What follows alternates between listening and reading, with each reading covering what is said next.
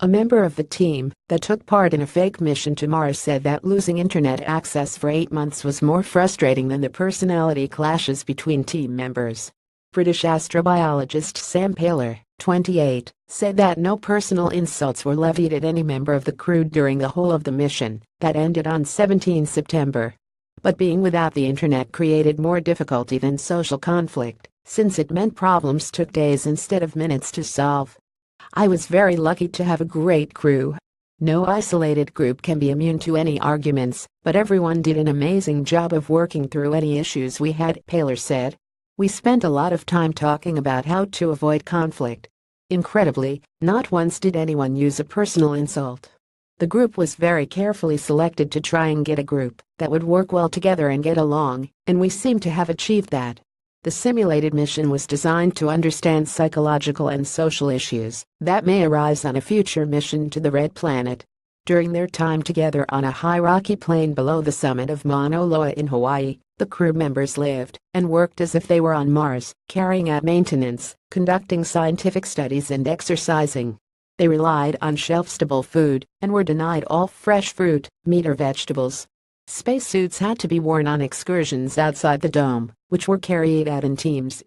Our days were packed with the types of task work which helped us not go stir-crazy, Paler told the Press Association. Keeping focused and busy is key to keeping physiological health up. We've also worked out a lot 6 times a week for me to keep spirits high and helped us deal with the physical EVA work, going out on the volcano in spacesuits. The habitat never felt small to me, partly because I got on so well with my crewmates. We always found fun things to do, such as watch movies together or play board games. Had we not got along so well, I'm sure it would have felt a lot more claustrophobic. He said he especially missed fresh fruit, juice, ice cream, steak, fresh seafood and beer. Paler added the morning we landed we were brought fresh fruit, donuts and a few items a few people had requested from McDonald's. Later, the mission support folks barbecued us some steak and prawns, which was amazing. We also went to a bar for some local Hawaiian beer and cocktails. Browsing the internet was impossible because of a 20-minute communication delay intended to mimic the time it takes for radio signals to travel between Earth and Mars. This departure from modern life on Earth proved to be one of the crew's greatest challenges, said Paler. The lack of internet and long delay meant problem solving was often very difficult, with issues that might normally take 5 minutes to solve taking 2 to 3 days, he said.